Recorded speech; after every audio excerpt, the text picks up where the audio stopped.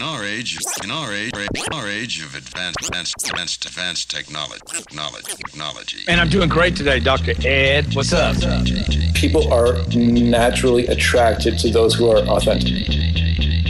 I always knew I would do something big. I knew I was built to do something special. It led over time to a pretty dark place. As soon as my feet hit the ground in the morning, I've made a choice not to stop unless I'm asleep. You know, I'm a 22-year overnight success. How do I find the freaking jack to get to the next level?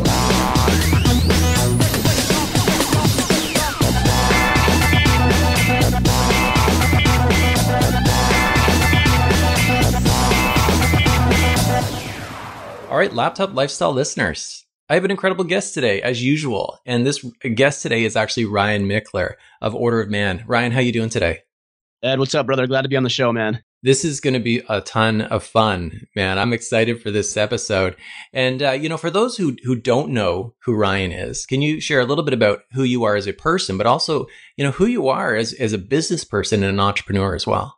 Yeah, sure. First and foremost, as a person, I consider myself, like I said, first and foremost, a family man, father, a husband. That's the number one priority in my life. So everything that I do, all the decisions that I make on a daily basis when it comes to my business or the things that I'm doing in the community, all revolve around my family. That is critical for me. So I guess that's first and foremost. Outside of that, when it comes to business, I run a blog and podcast called Order of Man, where we're helping men become better leaders. So better leaders in their family, their communities, their businesses. And there's a whole backstory as to why we're doing that and why that's important and some of the struggles that I've had in my life. But it all comes back to family and me wanting to be the best husband and the best father and the best dad that I can possibly be. Yeah. I mean, actually, I follow you on Facebook, stalk you a little bit on Facebook. And I saw right that on, actually. Right on. Is today the first day of school for the kids? For one of them. Yeah, my second child. My first child went to school last week. So yeah, we're getting them sent off for sure. Well, I was a little worried. I got a little nervous. I'm like, oh, maybe we're gonna have to reschedule, but we made this happen. Good. I was glad. No, we got it on the calendar, so we're good. Yeah, good to go. So let's start getting tactical right away. I'd like to know, what was it that the impetus for the Order of Man? What was the calling? What was the pull for you? Yeah, this goes back to the time I was a child. I grew up without a permanent father figure in my home. My dad was out of the picture by the time I was 3 years old. I had a couple other men come into my life as stepfathers who were what I would say less than stellar examples. There was glimpses, and there was moments of I could see what a dad was supposed to be and how a dad was supposed to behave. But for the most part, I didn't have this male role model growing up, and I didn't know any better, frankly. And it really didn't hit home. It didn't really drive home as to what I was actually missing until I started having children, until I got married. And I realized, man, I don't have this stuff figured out. And it actually came to a point where my wife and I decided at one point that we were going to call it quits. And that was a hard time. I mean, that was probably the darkest time of my life, going through our separation. And for a long time, I blamed her. How could she do this to me? Why wasn't she doing the things that I think a good wife should be doing? And I blamed everything that I possibly could on her. And somewhere along the way, I literally woke up and realized, you know what? Maybe this is not her fault. There's always two to tango, yes, but maybe it's me. Maybe I'm not the man that I need to be. I'm not loyal to her, and I'm not dedicated to her, and I'm not doing the things that a husband should do with and for his wife. And that's really when I woke up, and this was roughly 7 years ago, and I went on a self-discovery journey, and I really tried to decide who I was and who I wanted to be, and I surrounded myself with great men. And it came to the point where I've built a financial planning practice over time that's done fairly successful and has done really well. And I decided, you know what, I've got something to add here. I want to throw my hat into the ring around this conversation about what it means to be a man, because there are so many men out there who are in the very same or very similar boat to the boat that I was. And I realized I could be a catalyst in these guys' lives. This is an incredible conversation and incredible timing for me too, is because, I have an online business. Clearly I do. And this is why I created this podcast, to support people who are aspiring online entrepreneurs. And I'm a very pragmatic guy. I do a lot of trainings. It's a lot of point and click here. Do this. This is how you do it. Sure. Yeah. Step 1 to done. But the thing is, if you don't get people's, especially men or relationships, if you don't get their mindset in place, they're not going to get the same results. There's just not, the results are just not there. So I love what you're doing there with that. And so was this something that a lot of men were coming to you and asking for help with as well? Not a whole lot, just because I wasn't having the conversation. And quite frankly, I was a little bit scared and a little bit nervous to have the conversation about the things that I struggled with. And of course, I don't want to ever call attention to the horrible father, the horrible husband I was. So I wasn't having these discussions. But like I said, I did come to the point where I realized, you know what, maybe there are some guys out there who can benefit from what I've learned. Long story short, my wife and I did save our marriage. We have been married this year for 12 years. We've got 4 kids. And I learned a lot. I mean, we still have struggles. We still go through hardships. We still argue or say mean things occasionally, but we're both quicker to forgive. We're both quicker to understand where the other partner is coming from. And I've learned a lot of valuable lessons about myself, and the things that I've learned about me in regards to my relationship have translated perfectly into my business and my health and all of the things that are important in my life.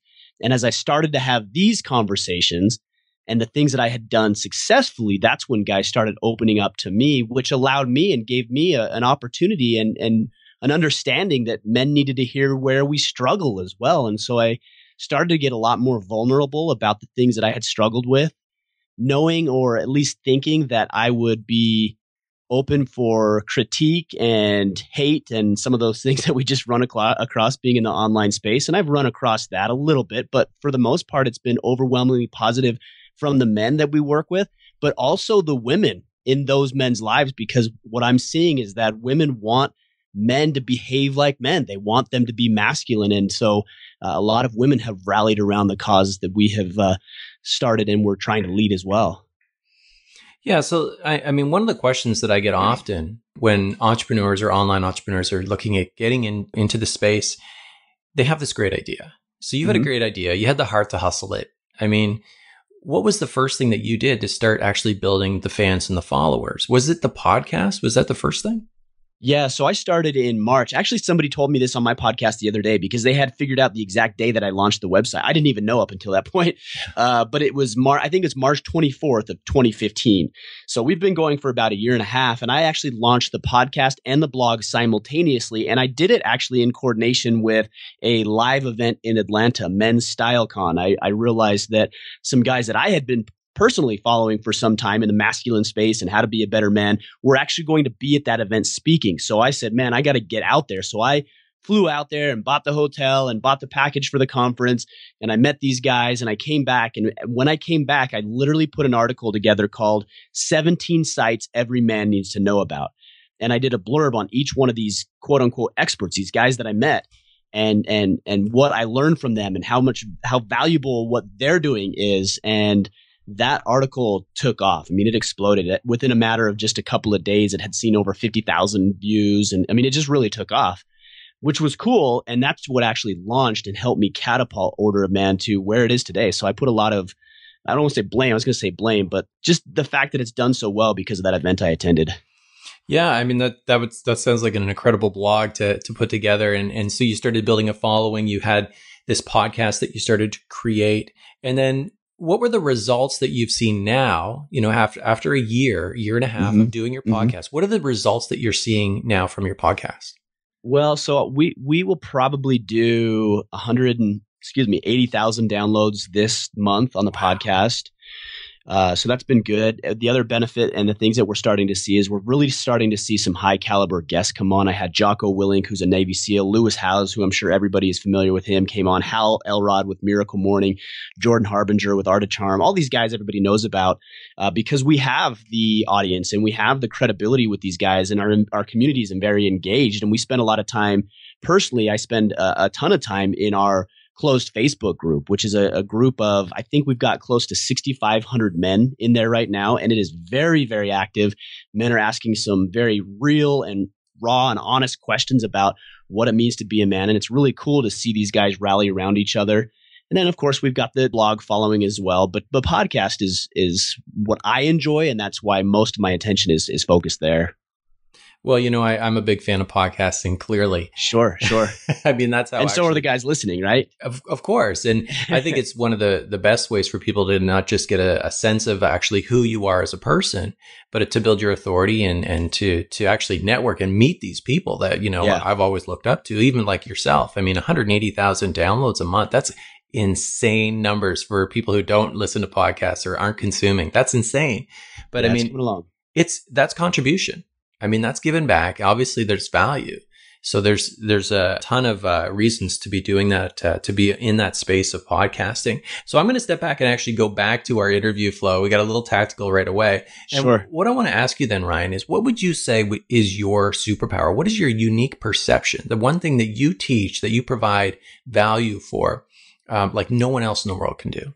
Sure. The thing that I'm great at, and I've got to put this caveat too, the things that we're great at, we don't usually recognize, number one, but then they can also be our weaknesses. So I want to throw that out there and just make sure everybody understands that. But the things that I teach a lot is the thing that I'm actually really good at, and that's taking action. There are too many people out there who have great ideas and insights and strategies and things they want to do and a vision for the future, but very few people are actually willing to act upon that information. And that might be out of fear or scarcity, or maybe a sense of responsibility or obligation that they can't go do this thing that they want to do. And if there's one thing that is going to separate anybody who's listening, including Ed, you and me, from the rest of the pack, it's the ability to take action. I've never met anybody who doesn't have an idea of what their future looks like. But again, it's few and far between on the people who are actually willing to do something about it. So that's where I excel, almost to a detriment at times, but I'd rather make a mistake doing than just sitting on the fence doing nothing. Are you a perfectionist? No, not at all. So you ship it. I'd rather do that. I mean, I know it's never going to be perfect. Never. You could spend as much time, money, energy, resources as you want, and it's never going to be perfect. And so, there's going to be times where I might put together a blog post a little hurriedly, and somebody will come back and say, oh, your grammar's out of whack or blah, blah, blah. And it's like, well, at the end of the day, you read it and you learned something from it. And I'd rather do that than knowing that, oh, maybe I messed up on a sentence structure, or maybe my pricing wasn't right, or the video lighting wasn't perfect. That doesn't matter to me. We can fix that stuff along the way. Yeah. And I mean, that even applies to even say this podcast today. I have some notifications going off. I'm in an equity room. I mean, but you know what? If the value's there, people will listen. And it is all about shipping. It's about content. It's about value. What would you say is your weakness? What is your kryptonite? Probably the opposite of that, which would be that I'm not very good with the details. Like, I don't really enjoy getting into that stuff. I call it the minutia. It's still important. I can see that it is important, in having the flows and the work structures and the systems. I could see how that's valuable, but it's just nothing that I really enjoy all that much. So knowing that and being very aware of what I'm strong at and what I'm weak at, I've brought people in to help me with some of those systems, because I do recognize they need to be done. Although I also recognize I don't want to be the one doing it. And so, I mean, you're essentially helping men be better men, right? Sure, I mean, yeah. Sure. And like, would you say, like, again, we'll go back to that word perfect. I mean, would you say like you have the perfect marriage? Oh, no. I mean, that doesn't even exist, right? I don't have the perfect marriage. I'm not the healthiest guy in the world. I like burgers. I like ice cream. My business isn't the most productive or profitable in the world. Sometimes I yell at my kids when I shouldn't. I mean, I'm a normal man. Okay. So the only thing that separates me and even qualifies me to do this work is that I'm on a lifelong journey to become a better man myself. And I'm willing to have the conversations about it. And I'm willing to tell it like it is, even if it means that I'm not the best or that I'm having a bad day. I did a video the other day about how I failed my son. That's not something I felt like I wanted to share and tell the world about how bad of a father I was in the moment. But it's critical I do that stuff because other men are feeling and experiencing the same things I am. And most of us are afraid to share it. And if I can share it, even to some degree, I can help some other man have a better relationship with his children or his wife or in his community or business or whatever it is that he's wanting to accomplish. Yeah, I mean, as a man, as a father, as a provider, I mean, there's so many different things that I look in my life and I go, man, I'm failing. This is just not working. Yeah. But, since I've been in groups such as, Order of Man or, I did Wake Up Warrior with Garrett J. White. Yeah. Sure, and I learned, you know what? I'm not alone. I'm not the only one who's messed up on the inside. Maybe we're just a little different in our own ways, but we all working on this, and no one's perfect. And it's a beautiful message. And I think that, more men need to be real about that and talk about it. And I think it's relatable to our discussion today as part of a business.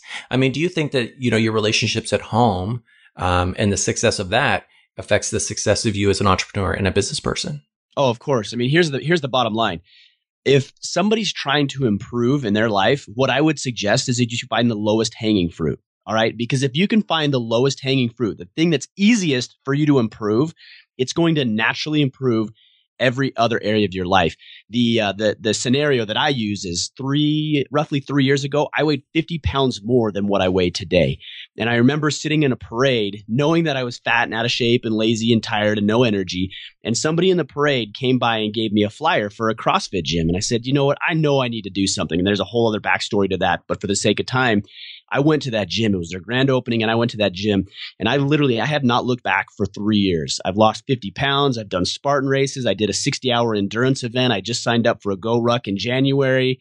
It's become a lifestyle. But what's amazing about that, as beneficial as it's been, is that my relationships are better. My businesses are stronger. I'm happier. I'm more fulfilled because the things that you need, the skills and the abilities and the talents and the habits that you need to be successful in one area of your life, and in this case, health, translate perfect over into other areas. So discipline, commitment, dedication, hard work, doing things that you don't want to do when you don't want to do them. That is a perfect metaphor for life, which is why I think you can't make decisions in a vacuum. If you improve in one area, every other area of your life will improve.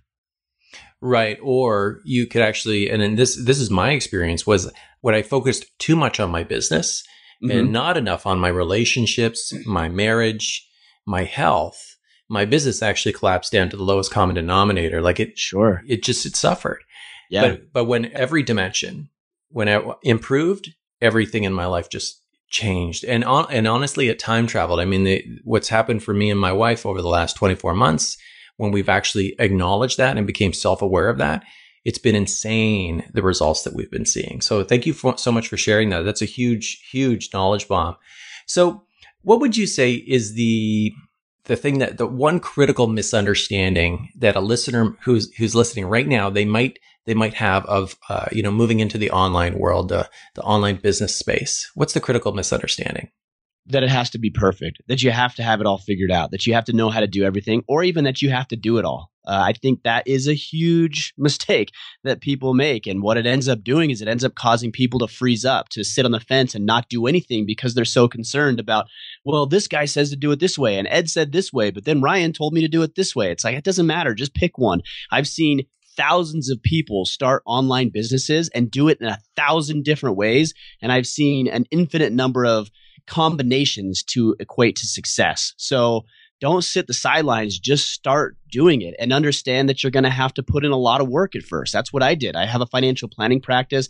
I was putting in 40 hours a week, and then I was doing 20 hours a week roughly with Order of Man. And because I was willing to put in that time and I was very clear and I communicated with the people who had a vested interest in my time, for example, my family, my kids and my wife, I communicated effectively with them. I was able to take the time and put it in, but not sit on the sidelines, not just try to pretend like I was doing things, but actually start doing the work required to be successful.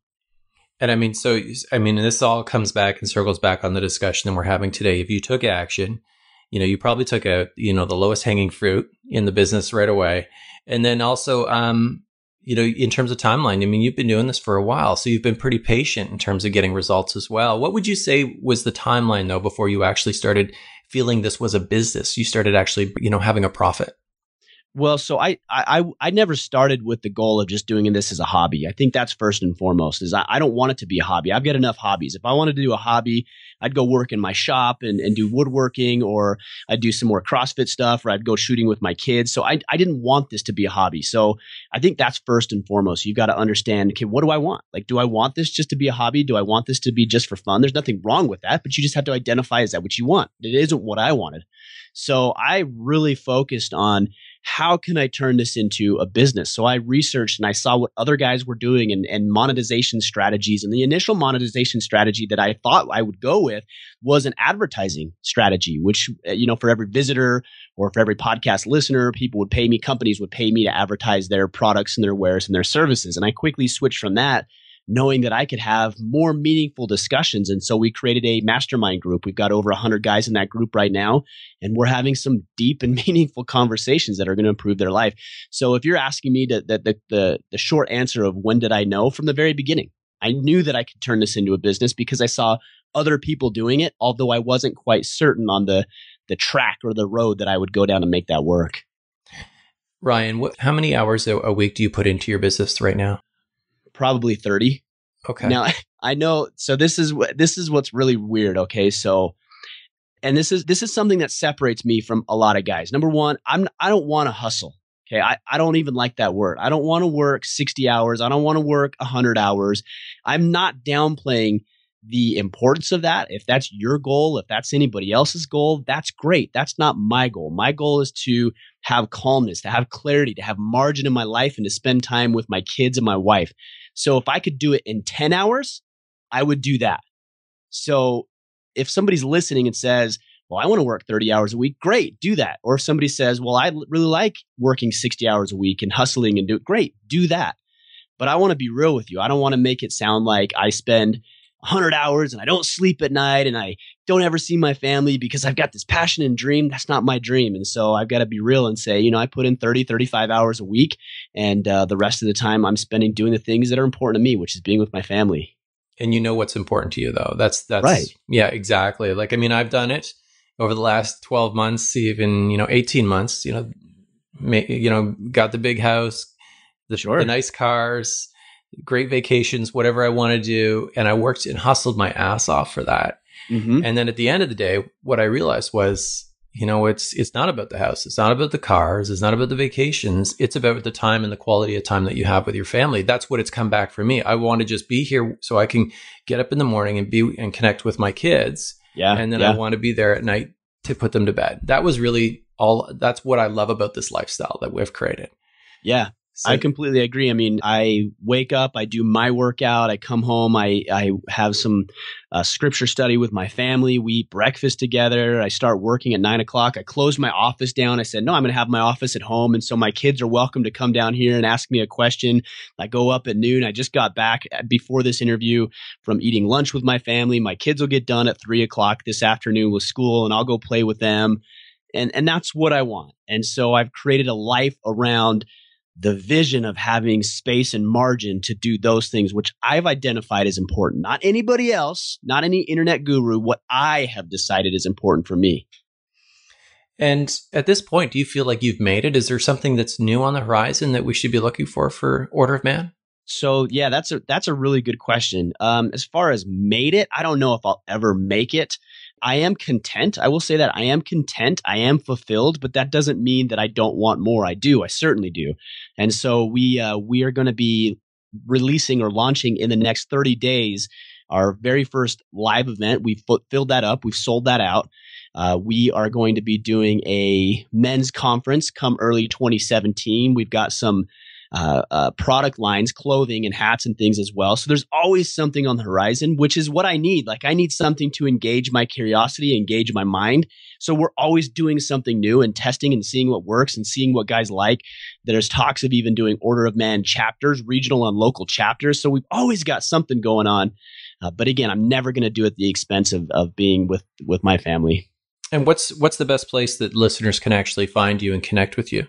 Yeah, so our headquarters is orderofman.com. So you can go there. You can find out everything that you need to find out. If there's any men who are listening who are interested, in more about what we're doing, we've got that Facebook group, which is facebook.com/groups patreon.com/Order of Man. And between those two resources, you'll find everything that we're up to. Outstanding. So listeners, you can head over to thelaptoplifestylepodcast.com, and we'll actually have clickable links and a webpage dedicated to our discussion with Ryan Michler of the Order of Man today. And if you're listening on your mobile, you can actually go ahead and open those show notes and connect with Ryan immediately from your mobile phone.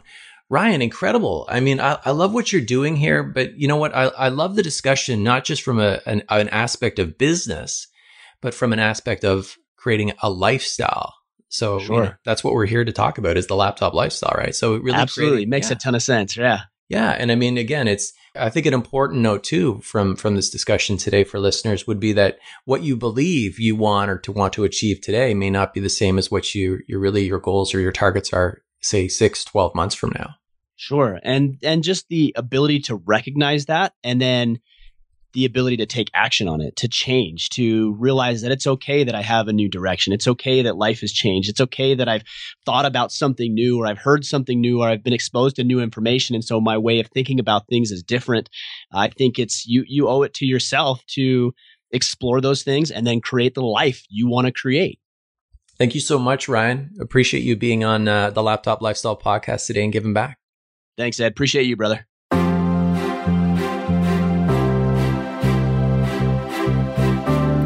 Hey, I want to thank you for listening today. And if you're new to the podcast, head over to thelaptoplifestylepodcast.com and hear more from 6, 7, and 8-figure online entrepreneurs. Even better, head over to iTunes, give us a rating and review, and that will help us help more aspiring online entrepreneurs.